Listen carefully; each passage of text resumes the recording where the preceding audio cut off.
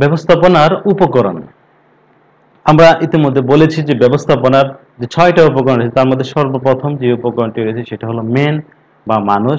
আমরা দেখতে পাচ্ছি যে এক দল ব্যক্তি কাজ করছে। তারপর যন্ত্রপাতি, মেশিনারি। ব্যবস্থাপনার অন্যতম একটি গুরুত্বপূর্ণ একটি উপকরণ হলো মেশিনারি বা কলকৌশল বা যন্ত্রপাতি। তারপর অর্থ বা মানি বা ক্যাপিটাল, মালামাল, আমরা যেটাকে বলা হয় কাঁচামাল বা র মেটেরিয়ালস। আমরা এখানে দেখতে পাচ্ছি যে বিভিন্ন কাঁচামাল বা র মেটেরিয়ালস রয়েছে হলো ফিনিশ গুডস তৈরির পূর্বের যে কাজটি। তারপর রয়েছে হলো বাজার, যেমন আমরা এখানে দেখতে পাচ্ছি এখানে একটা খোলা বাজার এবং আরেকটি হলো অনলাইন বাজার, অনলাইন একটা প্ল্যাটফর্ম amazon.com। এরকম ভাবে বাজার বর্তমানে ভার্চুয়ালি হতে পারে, বর্তমানে ফিজিক্যাল বাজার রয়েছে। এই বাজার গুরুত্বপূর্ণ একটি উপকরণ এবং আরেকটি হলো পদ্ধতি, বিভিন্ন টেকনিক, বিভিন্ন কৌশল। এইগুলো হলো ব্যবস্থাপনার উপকরণ এবং এই উপকরণগুলোকে সংক্ষেপে 6M বলা হয়ে থাকে। ব্যবস্থাপনার উদ্দেশ্য।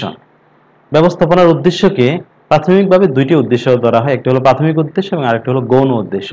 প্রাথমিক উদ্দেশ্য হলো ব্যবস্থাপনার হলো সুনির্দিষ্ট লক্ষ্য অর্জন করা। যে নীতি নির্ধারকরা যে লক্ষ্য নির্ধারণ করে থাকে সেই লক্ষ্য বা উদ্দেশ্য অর্জনে কাজ করা, এটা হলো ব্যবস্থাপনার প্রাথমিক উদ্দেশ্য। তারপর হলো মুনাফা অর্জন করা, প্রফিট অর্জন করা, বা যে মালিক বা কর্তৃপক্ষ রয়েছে বা যারা শেয়ার হোল্ডার রয়েছে তাদেরকে ডিভিডেন্ড দেয়া, তাদেরকে মুনাফা অর্জন করে দেয়া।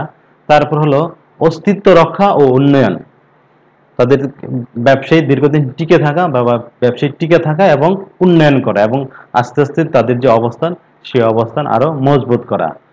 তারপর কিছু গৌণ উদ্দেশ্য রয়েছে, যেমন মানব শক্তির মানোন্নয়ন। অর্থাৎ আমরা জানি যে একটা ব্যবসায়ী প্রতিষ্ঠানে যদি ব্যবস্থাপনা কর্তৃপক্ষ যদি নিয়মিত যদি তাদের মানের ডেভেলপ করতে পারে বা তাদের মান যদি তারা যদি নিয়মিত তাদের উন্নয়ন করতে পারে বা নতুন নতুন কৌশল, কলা কৌশল, টেকনিক যদি তারা শিখতে পারে, তাহলে সেইগুলো প্রতিষ্ঠানের ব্যবহার করে প্রতিষ্ঠানের অল্প খরচে বেশি উৎপাদন করা যে টেকনিক বা কৌশল সেগুলো তারা আয়ত্ত করতে পারে। এজন্য তাদেরকে মানব সম্পদকে নিয়মিতভাবে তাদেরকে উন্নয়ন করা হয়।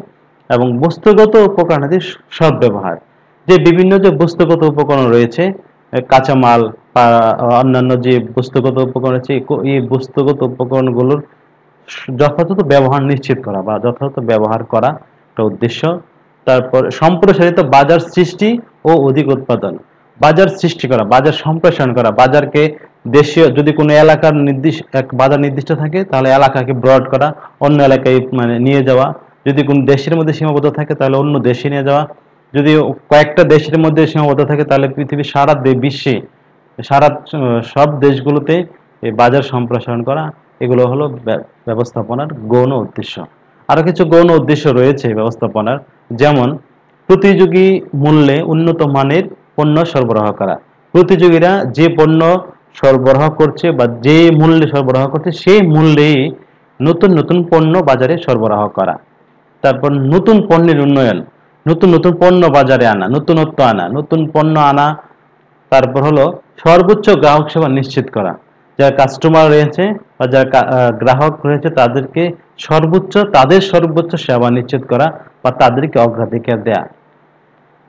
উৎপাদনমুখী কার্য পরিবেশ সৃষ্টি, সর্বোপরি যে কাজের যে পরিবেশটা রয়েছে সেই কাজের পরিবেশটাকে উৎপাদনমুখী করা এবং প্রোডাক্টিভ পরিবেশ সৃষ্টি করা, যেন অল্প খরচে বেশি পরিমাণ পণ্য উৎপাদন করতে পারে, অথবা কোনো উপাদান যেন অব্যবহৃত না থাকে সেই বিষয়ে যথাযথ পদক্ষেপ গ্রহণ করা। শ্রম ও ব্যবস্থাপনা সম্পর্কের উন্নয়ন, শ্রমিক এবং ব্যবস্থাপনা যে দুইটি যে পক্ষ রয়েছে তাদের মধ্যে সম্পর্ক উন্নয়ন করা, তাদের মধ্যে সম্পর্ক স্থাপন করা এবং তাদের মধ্যে সুসম্পর্ক তৈরি করতে সহায়তা করা ব্যবস্থাপনার গুরুত্বপূর্ণ একটি গৌণ উদ্দেশ্য। প্রিয় শিক্ষার্থী, তোমরা সবাই ভালো থেকো, সুস্থ থেকো, সবার জন্য শুভকামনা।